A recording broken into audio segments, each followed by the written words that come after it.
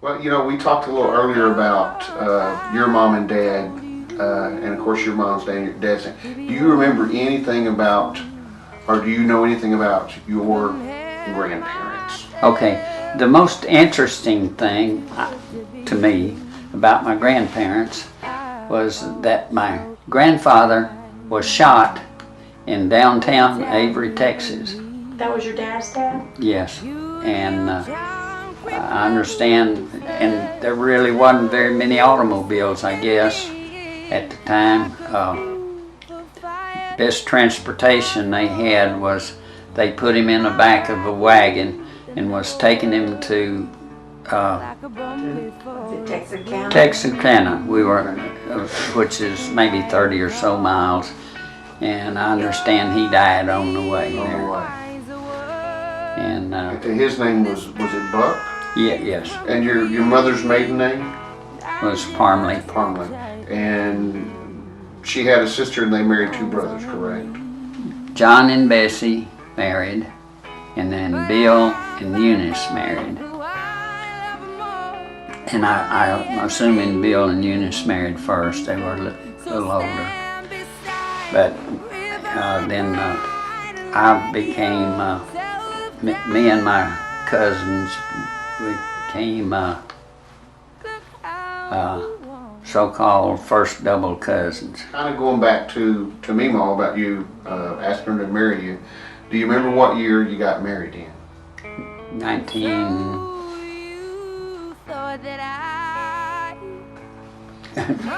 Just tell me. 55. 1955. Yeah. So you're going to be celebrating 60 years, and so this is 59. 59 years. Mm-hmm. That's awesome. All right, so you asked her to marry after you got the car paid off. Is you kind Yeah. of was an assumption. So you guys got married. Do you remember where you went on your honeymoon? Yes and no. What was we went to a motel down on Airline Drive. It had white stone around it because I like white stone. Yeah. Okay. So you guys were married. So tell us about how many children do you have, Danny? I don't know. Well, tell me the oldest one's name. Johnie Edwin Hogland. Which I'm going to ask this question earlier when I asked you your name. You said it was Johnie M. Hogland. Tell us what the M stands for. Okay, the M stood for Myers, and William Myers is the name. Myers is going back several generations. I think Buck's, I'm not absolutely certain, but I think Buck's name was William Myers.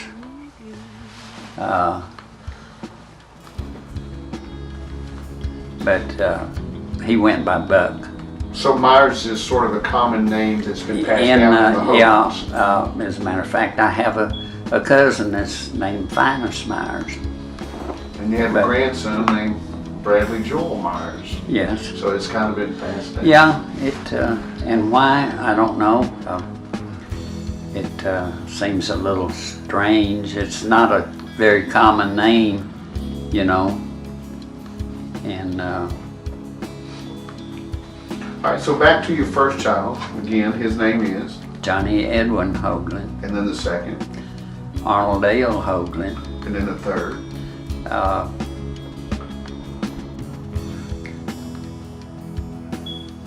Wanda Gale. Wanda Gale. Yeah, thank you. Wanda Gale and Nancy Edith. Nancy Edith. And you were telling us earlier where the Edith came from. Yeah.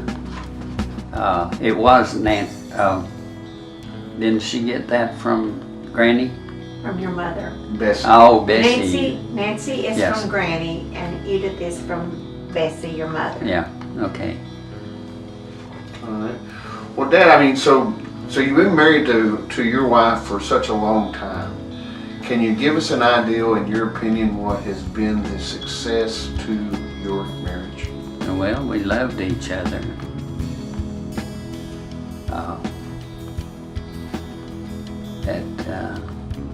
Would you say that your faith has been a great strength in that marriage? Yes, it'd have to be, because we didn't always have a bed of roses, you know.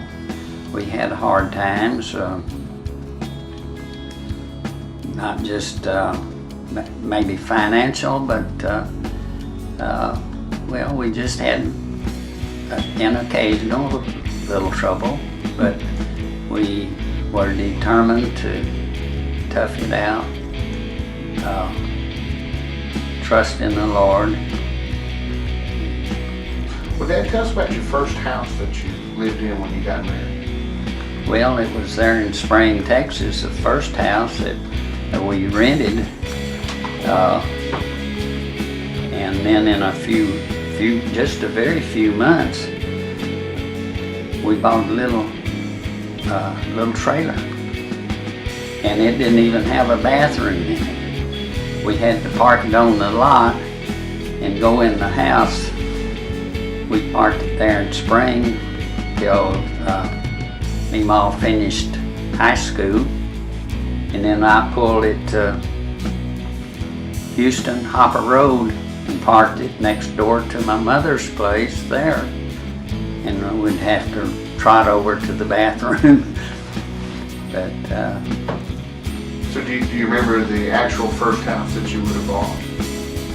Yes, it was. We bought a house there on Hopper Road, right next. My mother ended up buying 2 or 3 houses, and I bought one of them. 4402 Hopper Road. Yeah, 4402 Hopper Road. The second house we was in Oak Wild Edition on Braycrest, and that was we painted that house for a down payment.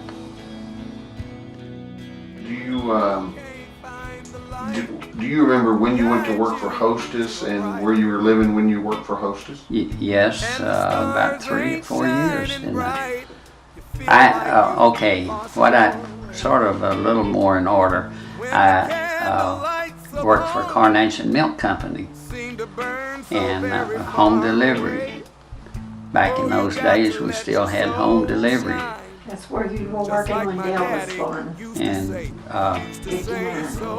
when Dale was born there, okay, I only worked for them 1 year.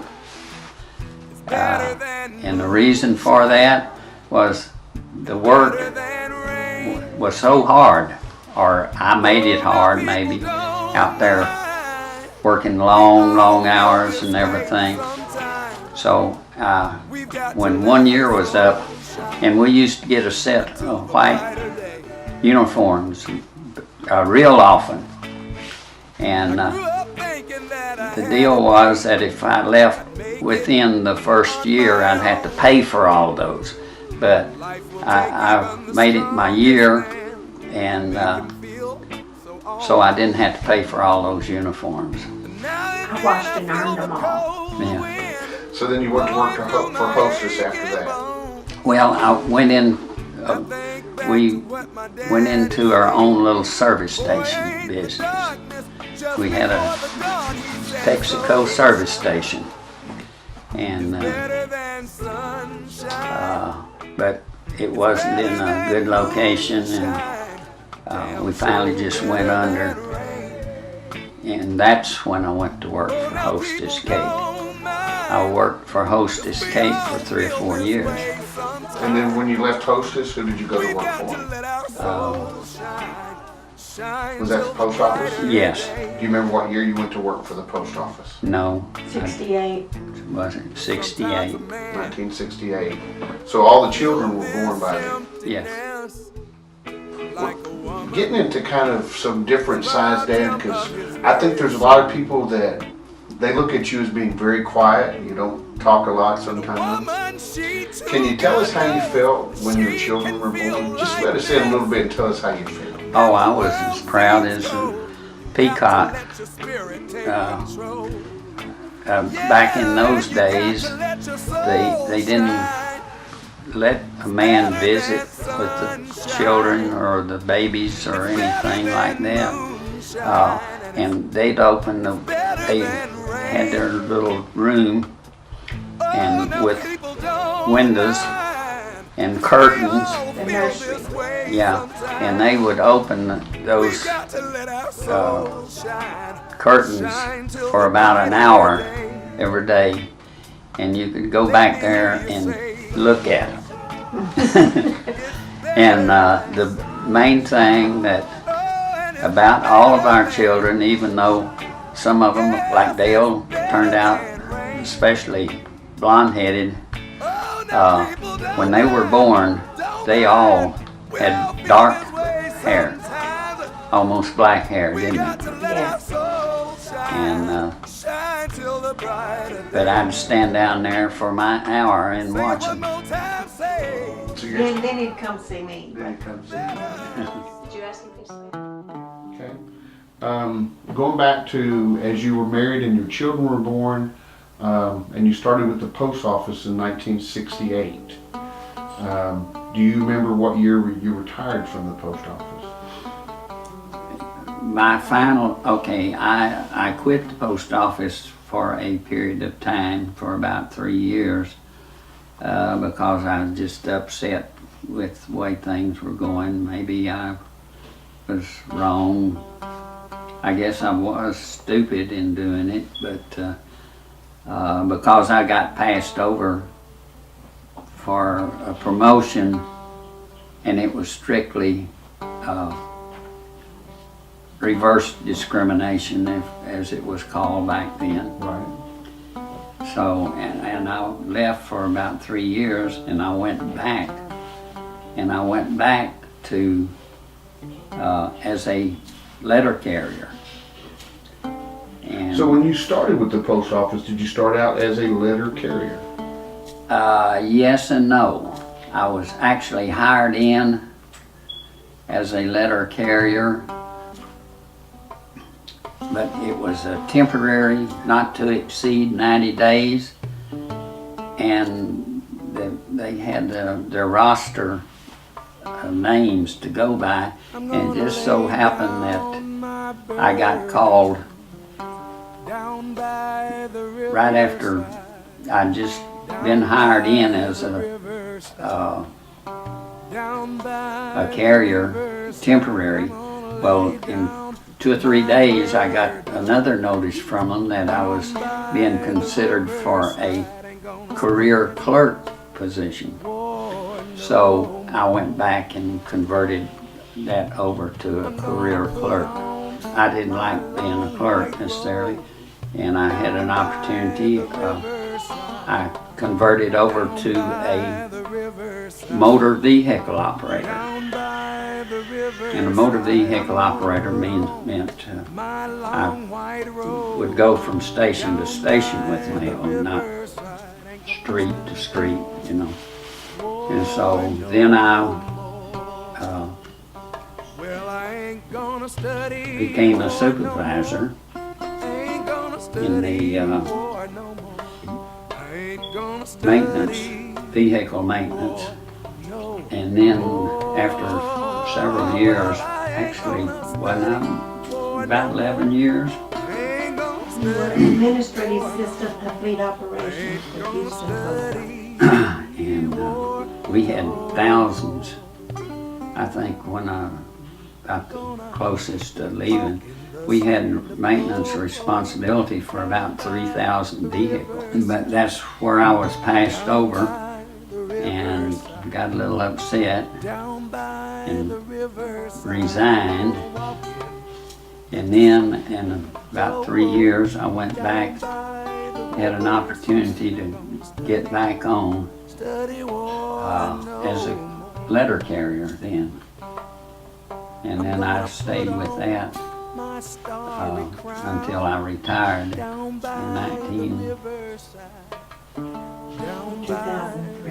2003. So been retired almost 10 years. Yes. April the 30th of 2003. Okay. All right, so kind of tell us a little bit, is that, now I don't know if this is true, maybe this is a rumor, but did you used to go down and drink coffee at some truck stop? Oh, yes, there was 2 truck stops, I guess, really. There was the pig stand on Washington Avenue. That's where I used to make my morning coffee break on the way to work. It was just down the street. And then the other one was right at Ucaney. There was a truck stop, and the truck stop and the restaurant and all. And I used to go in there. And Well, Dad, tell us what you liked of it. Did you just have conversation with people that you yes, lived there? yes. Of course, my wife didn't believe that, I guess. That's because he's quiet. He's quiet. But that just was one of the things that even for me, I never knew that about your dad. And that's just, so can you tell us anything else that we might not know about you that we might find? Well,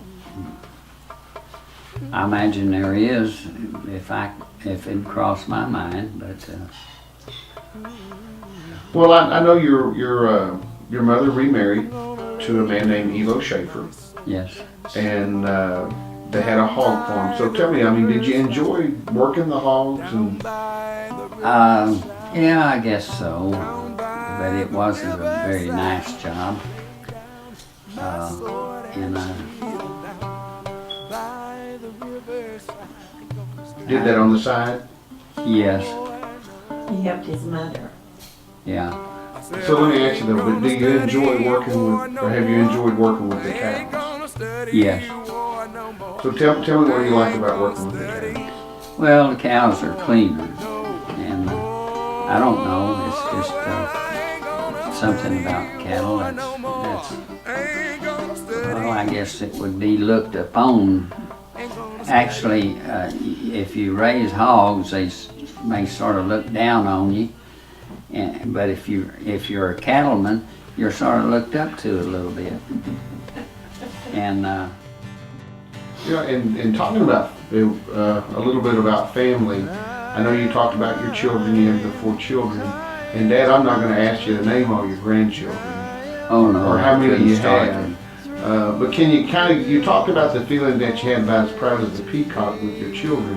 So tell me a little about your grandchildren and great-grandchildren when they come along. The grandchildren and the great-grandchildren are even more.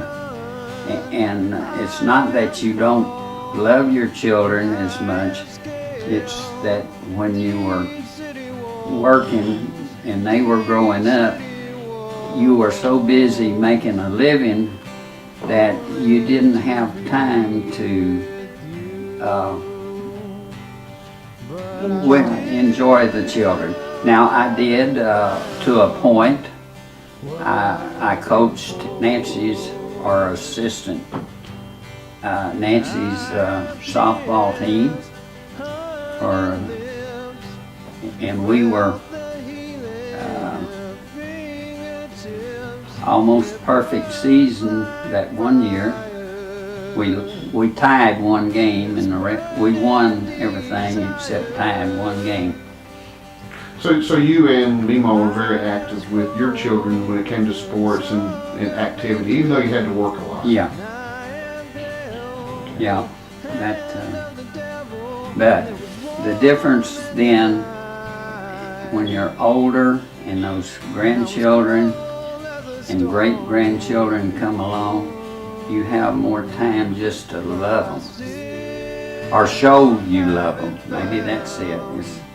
I don't think you love them anymore, but you can show it more. So Dad, do you have anybody in your life that, as far as an influence, and I know this is throwing it out there, but someone in your life that was an influence or very influential on you as a person or growing up, or even now in your life?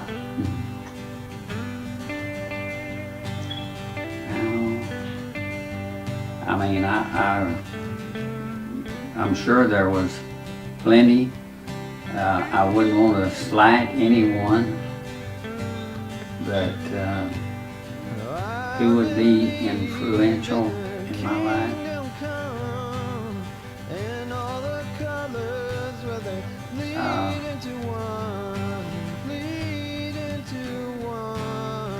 I think my cousins, my double cousins, we were close. And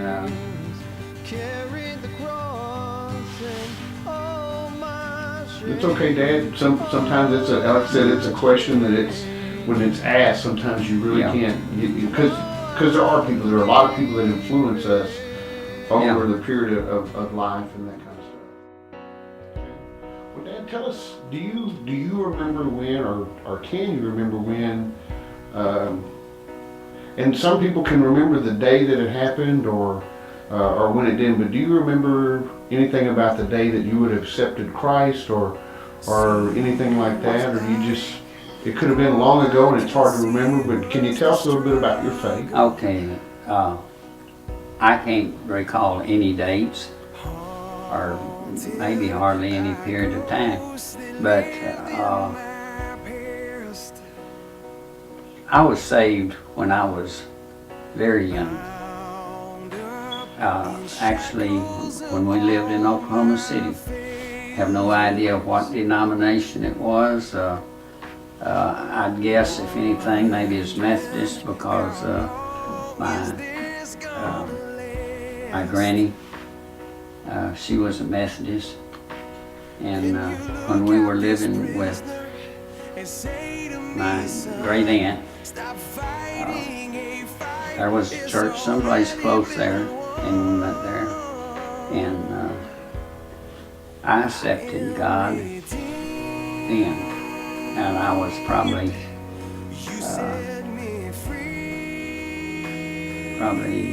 8 or 9 years old. No, maybe a little bit older than that, but then 10.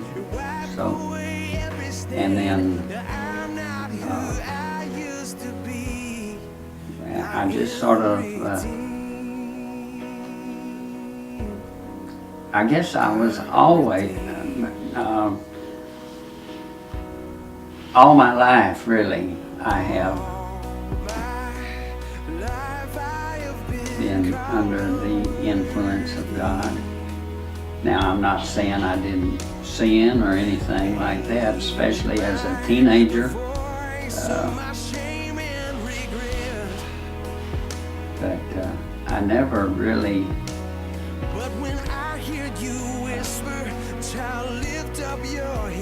I don't guess I really ever slipped away completely, like I say. There was, in my teenage years, I strayed. But, I think it's common. It's common. So, Dad, if you had something you wanted to tell somebody about your faith and that, as far as encouragement or anything like that, what would you tell them? Well, I don't know. I just I tell them to hold on because this time we're living in, I do believe that we are very near the end, and it's a terrible blow to me to see the things that we have in our country now. Abortions, and you can argue, when does life begin? Well, life certainly begins pretty early, and actually I guess I'd go so far as to say with conception life begins.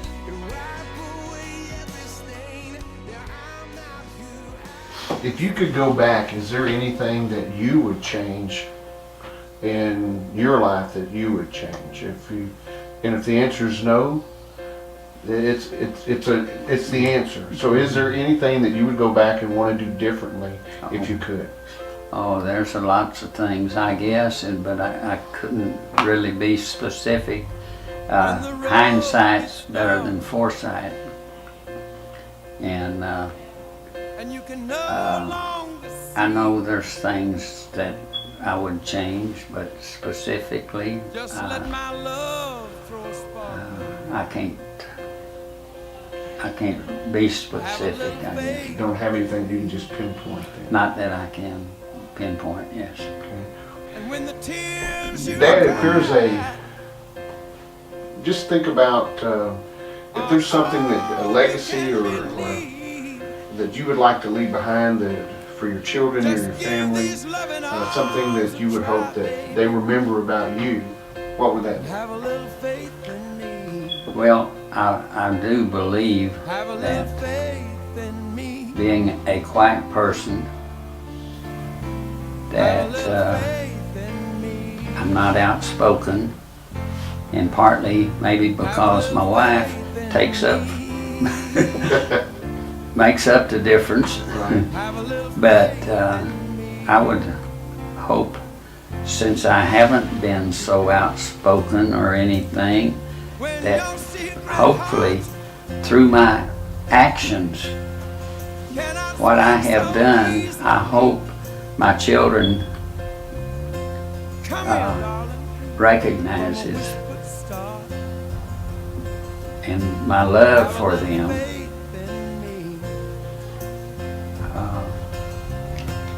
I really love my children.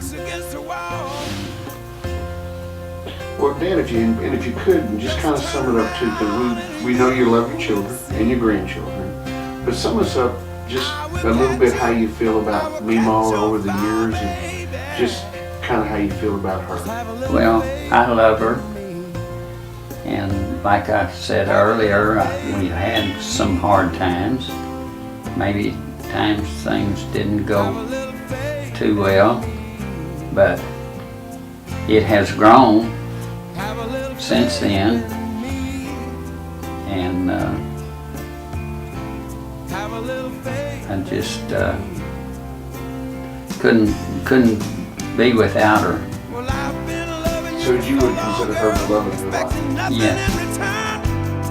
Just for you to have a little faith in me. You see, time is our friend, 'cause for us there is no end. All you gotta do is have a little faith in me. I said, I will hold you up, I will hold you up. Your love give me strength enough, so have a little faith in me. All you gotta do, baby, all you got to do is just have a little faith.